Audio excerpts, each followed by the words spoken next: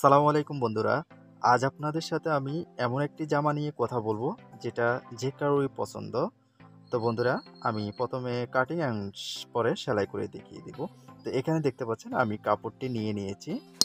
এখানে হচ্ছে যার যার লম্বা অনুসারে কাপড় নিতে হবে। এখানে হচ্ছে আমার টোটাল 3.5 গজ কাপড়।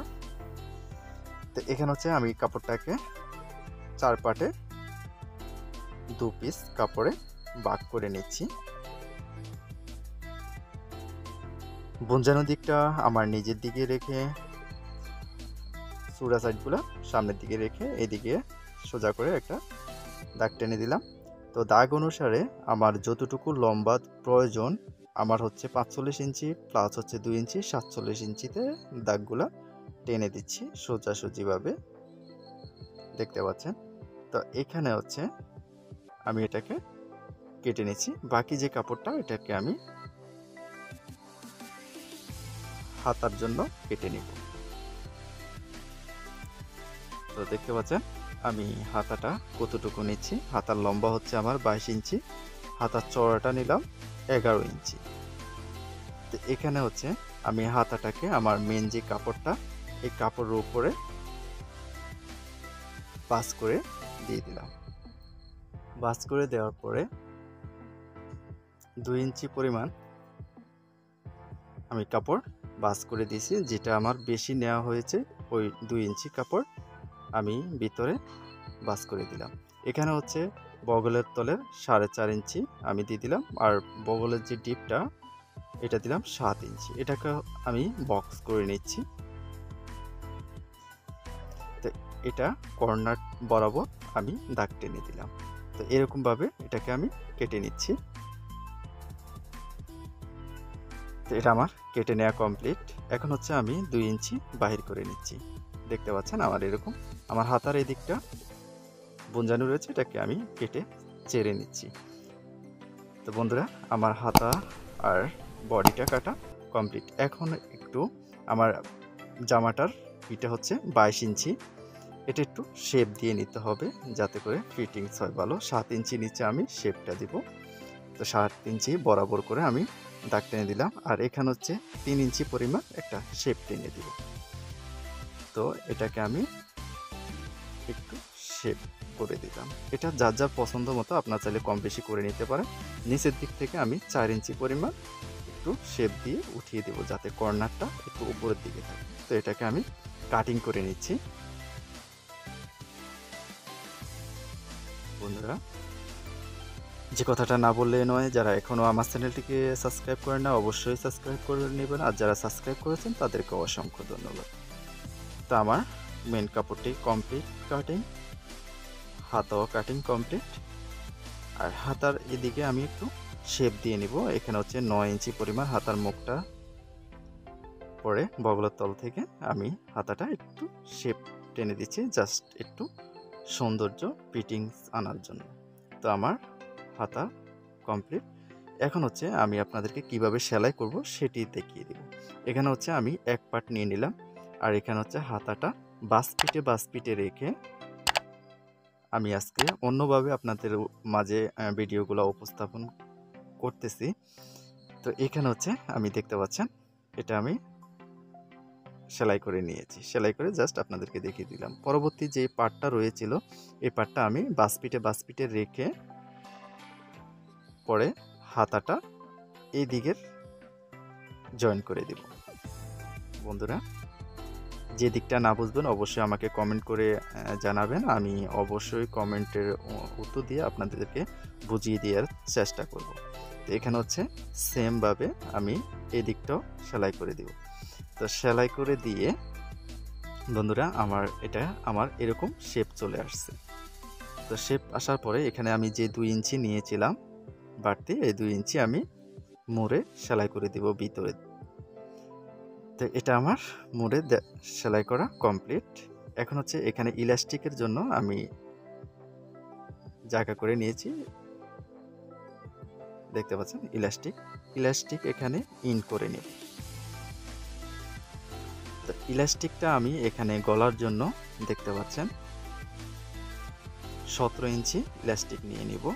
তবে 17 ইঞ্চি আপনারা যদি কাটিং করে নেন সেক্ষেত্রেও দেখা যাবে যে ইলাস্টিকটা ইন করার সময় দেখা যাচ্ছে যে আপনার অনেকটুকু জায়গার প্রয়োজন। সেক্ষেত্রে আমি জাস্ট মার্ক করে নিয়ে পরবর্তীতে এটাকে কেটে দিব।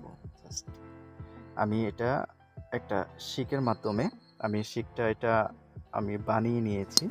জাস্ট আমার এরকম সূক্ষ্ম কাজগুলো করার জন্য আমি এই শিকটা কাজে ইউজ করে থাকি। তো এখানে হচ্ছে আমি ইলাস্টিকটা না কেটে কিভাবে লাগাচ্ছি।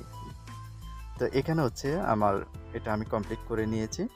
নেওয়ার পরে দেখতে পাচ্ছেন আমার জামাটা এরকম শেপ চলে আসছে। এটা আসলে খুবই সুন্দর একটা ড্রেস, যেটা আপনাদের মাঝে আমি শেয়ার না করে পারি নাই। তো এখানে হচ্ছে আমি হাতাতেও ইলাস্টিক ইউজ করব, এজন্য আমি এটাকে একটু মুড়ে সেলাই করে দিব। একটু মুড়ে ইলাস্টিকের বাস করে নিয়েছি।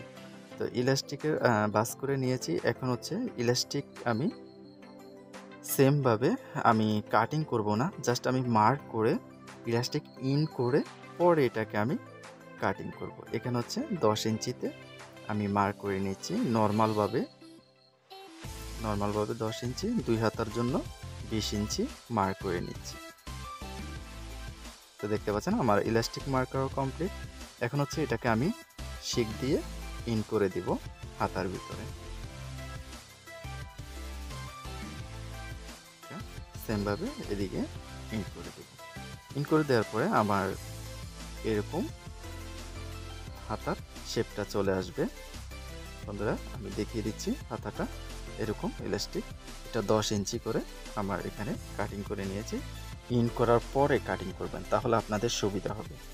তো এটা হচ্ছে এখন দেখতে পাচ্ছেন 2 পার্ট উপর উপর করে নিয়ে আমি সাইডগুলা সেলাই করে নেব। একদম হাতার মুখ থেকে একদম নিচ পর্যন্ত সেলাই করে দিব। সেমভাবে অপোজিট সাইডেও আমি সেলাই করে নেব। তো সেলাই করার পরে আমার ড্রেসটা ঠিক এরকম একটা শেপে চলে আসছে। বন্ধুরা দেখতে পাচ্ছেন। তো এটা আমি নিচের দিকটা সেলাই করে নিই। এখন হচ্ছে এটাকে আপনারা চাইলে মোটা বা চিকন বা মিডিয়াম যে যেরকম পছন্দ ওরকমভাবে সেলাই করে নেবেন। পরে এখন হচ্ছে আমার এরকম জামাটা হয়ে গেছে। হওয়ার পরে আমি মাঝাতে একটা বেল্ট ইউজ করব কোমরে।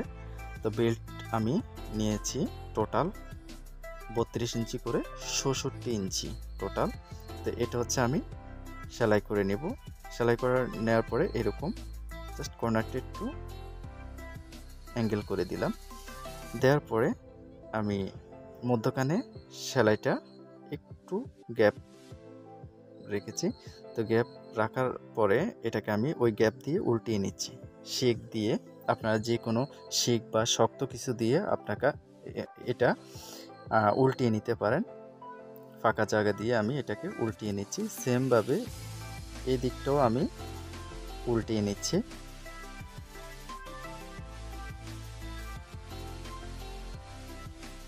সেমভাবে উল্টিয়ে নিলাম। উল্টিয়ে নিয়ে আপনারা চাইলে এটাকে একটু আয়রন করে ফিনিশ করে নিতে পারেন।